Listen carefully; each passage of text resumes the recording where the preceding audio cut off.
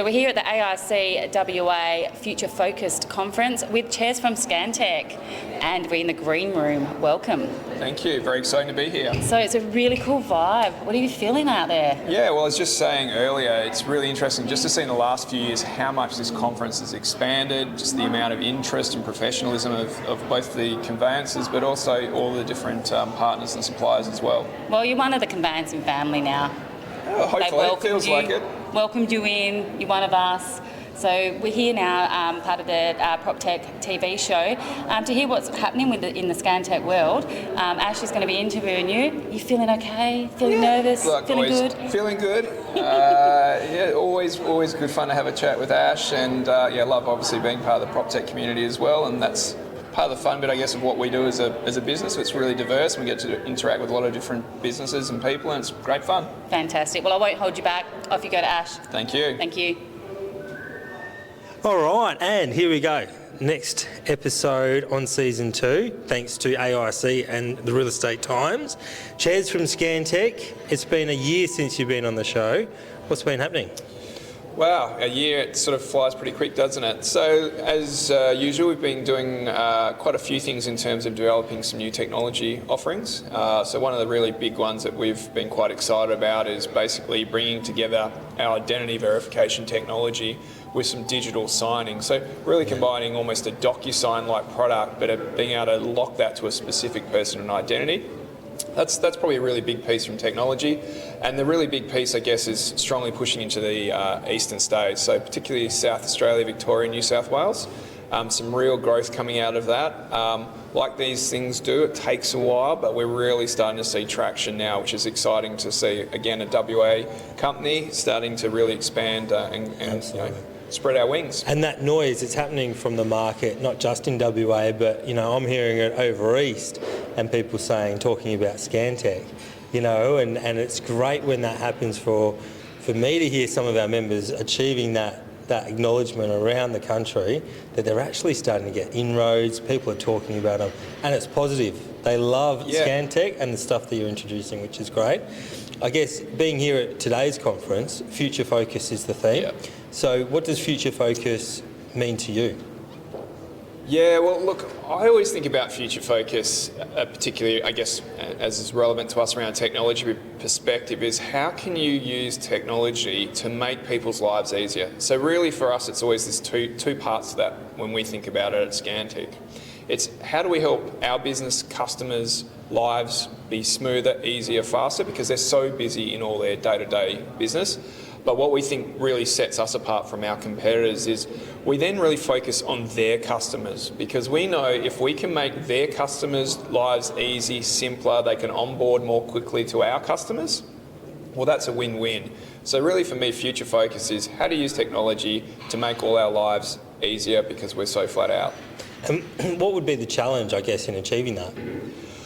Look, the challenge is humans are really complex creatures. Every person has different ways that they like to approach something. So how do you develop a technology that can be used whether you're 18 or 80, whether English is a first language or it's a second language, whether you come from a different background or socio-economic perspective, like how do you make technology that's kind of universal?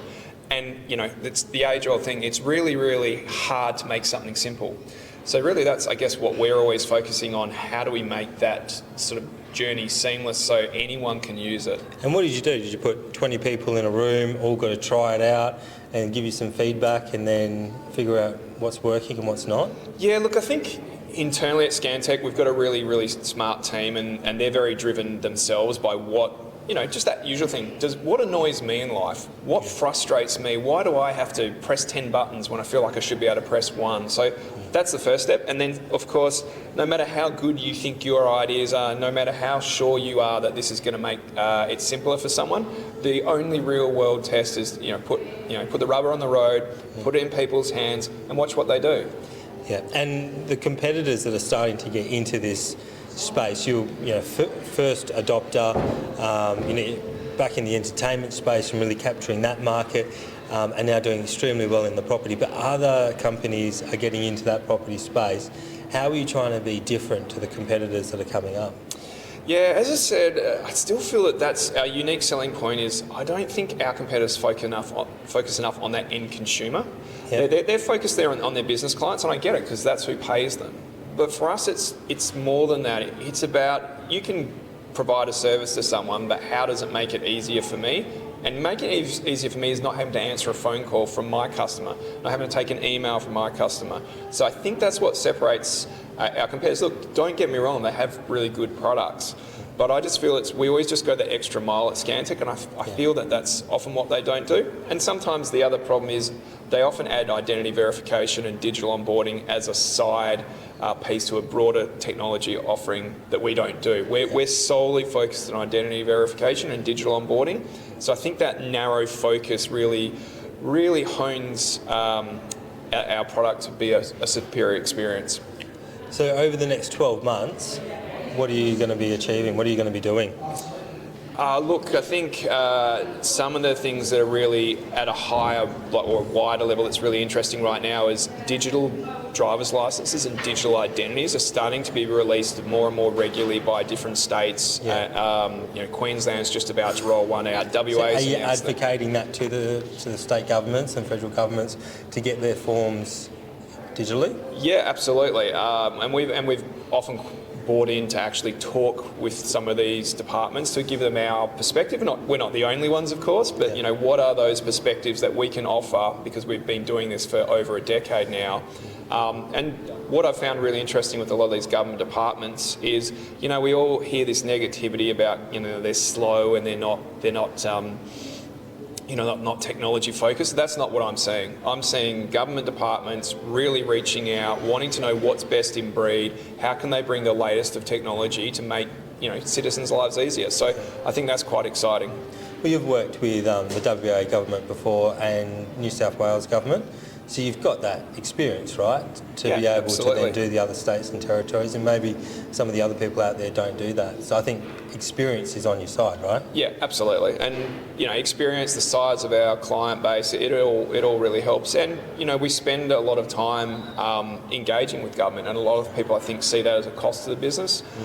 We don't directly get any benefit out of it at all, but what we think we get benefit is we help the governments to see some ways that they can improve their service offering, which as citizens we all want, right? We all want good government services. We all want cool technology like digital driver's licenses, but if they're introduced poorly, then that's not good for anyone. And I guess probably the big concern is cyber security and those privacy threats. How does not just yourself but your whole sector overcome those challenges? Yeah, it's the gorilla in the room right now. We've seen obviously a huge amount of cyber attacks occurring in Australia right now. I think perhaps, and this is not any specific type of government, I think governments in that case may have been a little bit slow to the party. You could argue a lot of large corporations have also been slow. Certainly we're seeing now a real drive. You've obviously got, for the first time, a Minister for Cybersecurity in Claire O'Neill. Yep. She's doing a great job, really proactive in the lots of different industries and creating awareness. So I do feel that it is moving the right direction now. Bringing you back to today, the conference, what are you here for? What are you trying to achieve? Look, we've been in the conveyancing sector. This is our third AICWA conference. Certainly when we were first here, it was very much about, trying to be part of the family. Conveyancers are, some of the most brilliantly direct customers you can ever have. They will call a spade every time. Yeah. But if you want to take that on board and listen carefully, that really allows you to hone a really fantastic solution fit for market. Yeah.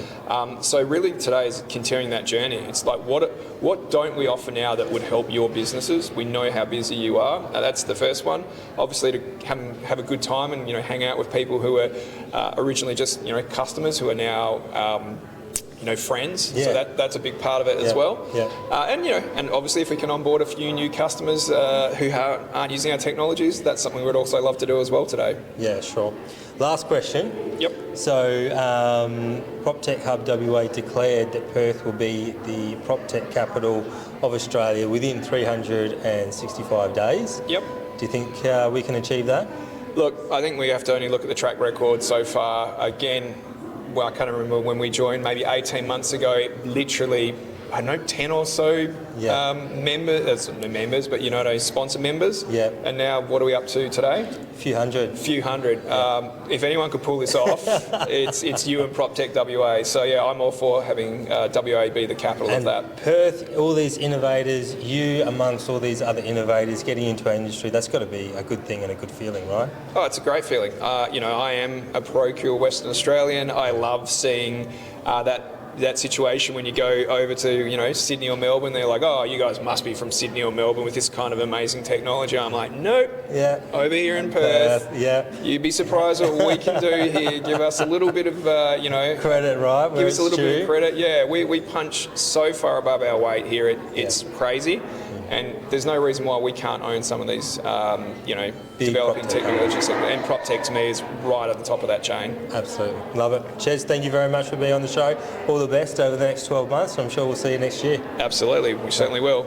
All right, stay tuned for the next episode coming up next week. And thank you for joining us today.